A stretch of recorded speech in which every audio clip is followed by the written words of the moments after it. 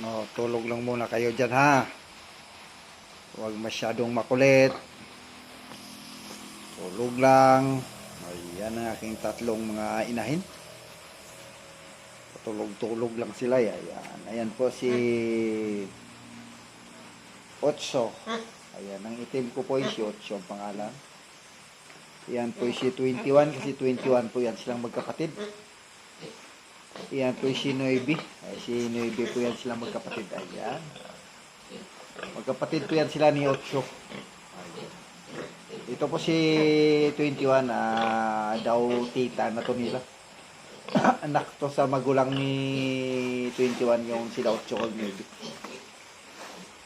Wow. Okay na ang tiil mo? Hindi na masakit 21? Huwag na masyadong